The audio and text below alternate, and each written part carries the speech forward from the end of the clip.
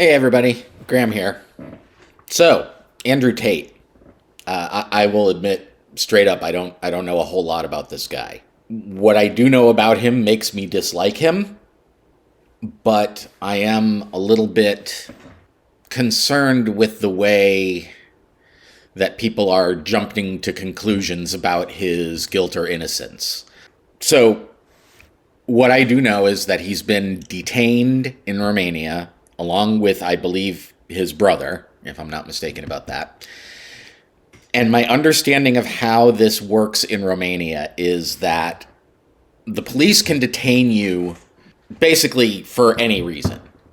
So if you're accused of a crime, the police can detain you, and then while you're detained, they can investigate. And that appears to be what's happening in this case. That they arrested him, they got judge or a magistrate or somebody to sign off on an order allowing them to detain him for 30 days. And I guess now they try to get some evidence and put a case together. Now, from the one article that I've read on this, what I've seen in terms of evidence is basically the fact that there was one woman who had accused him of coercing her into doing stuff against her will. They were running cam girl operation, and the cam girls would try to manipulate their customers into sending more money. And the accusation is that they were not doing this of their own free will, and that they weren't actually seeing any of this money that they were bringing in.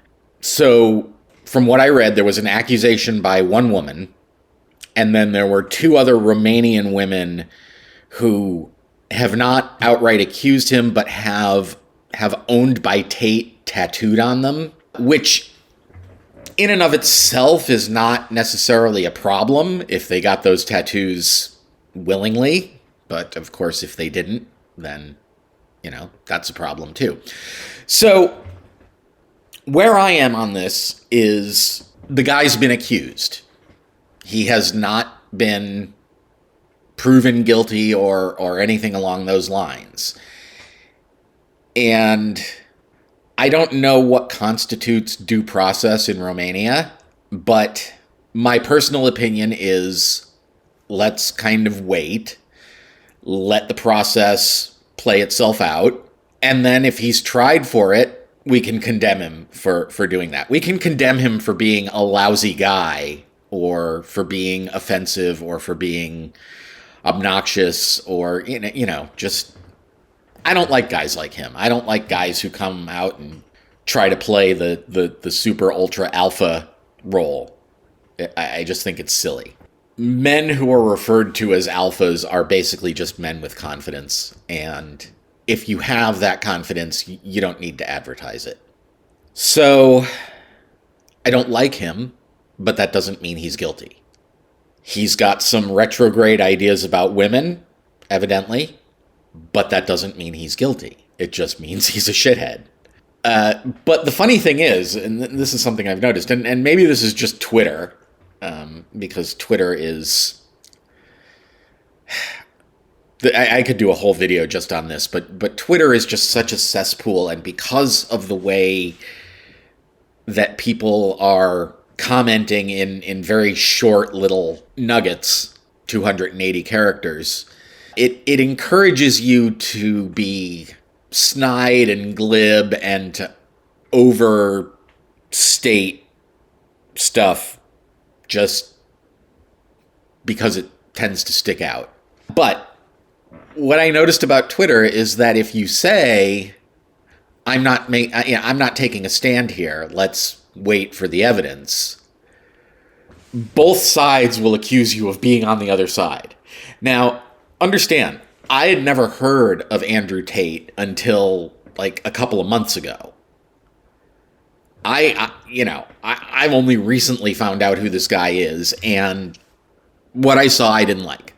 But I'm not coming at this with any kind of years-long hatred for the guy, which I think some of the people who are, running around screaming for his head, I think are probably people who've had a serious negative opinion of the guy for a long time. And I think those people are inclined to think he's guilty. And he may well be. I don't want to. When I say I'm willing to wait to see the evidence and to see the process play itself out, I'm not saying I think he's innocent. I'm just saying I think we need to suspend judgment, because the fact that a person is an odious individual does not necessarily mean they are a criminal. You can be one, you can be the other, or you can be both. They're not mutually exclusive, and they're not mutually required. Though it's probably true that if you're a criminal, you're more likely to be a jerk. But regardless, point is that just because he's an ass doesn't make him guilty. And that's really it. I mean, if the Romanian authorities discover enough evidence to convict this guy, then yeah, I think they should. And I think they should throw the book at him, because exploiting women in that way is a horrible thing to do. And I don't think any civilized person would think otherwise. But if he was just running a business that's a little sketchy, then he's not a hell of a lot different from a million other people out there. And I mean, depending on how sketchy the business actually is, I mean, he should face whatever consequences they are. I mean, if there's fraud involved in his business, then he should, serve the penalty for fraud, whatever it is. If he needs to reimburse people, he should reimburse people. If he needs, But if he is trafficking women to do adult-oriented work, then he really deserves the full weight of the law, as the saying goes. I don't know what that is in Romania. I don't know what the penalties are for trafficking. I read briefly in Wikipedia that the Romanian court system is somewhat based on the French court system, but I don't really know anything about the French court system. I'm really hoping that there's going to be an English-speaking Romanian YouTuber, or an American or British or Australian or somebody, an English-speaking lawyer who works in Romania, who will update us on the case and explain the legalities for us. Because honestly, one of my favorite parts of the whole Johnny and Amber thing was listening to Black Belt Barrister talk about the differences between the UK court system and the US court system. I found that stuff fascinating. And if there's somebody out there who's going to break down the differences between the Romanian legal system and the US legal system, or any other legal system for that matter, I'm down to hear it, because that stuff is interesting to me. But as far as Tate goes, can we just wait? Can we not shoot off our mouths until we know what's actually happening? Can we not call the guy a trafficker until it's been established that he actually is? I mean, call the guy a jerk, call him a misogynist, call him a sexist, call him whatever creative epithet your brain can think up.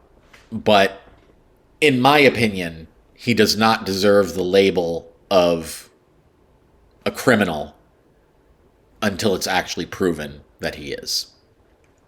I know that innocent until proven guilty is not the rule in every country in the world, and certainly I, again, don't know what it is in Romania, but I think it should be the default position of most fair-minded people. Unless the guilt is so obvious, like in the case of Darrell Brooks, where you had literally hundreds of people saw him do what he did, and the fact that he did it was not ever in question. But in this case, we have what sounds to me like an accusation, but nothing else.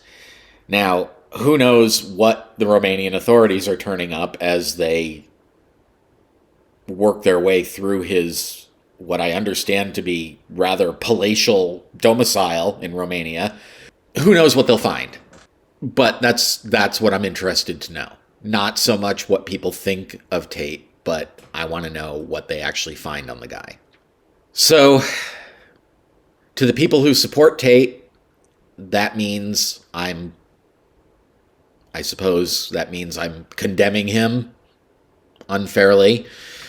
And to the people who hate Tate and want to see him put away, I'm sure they're thinking that this means that I support the guy and that, I endorse his opinions or whatever. But neither of those is true. I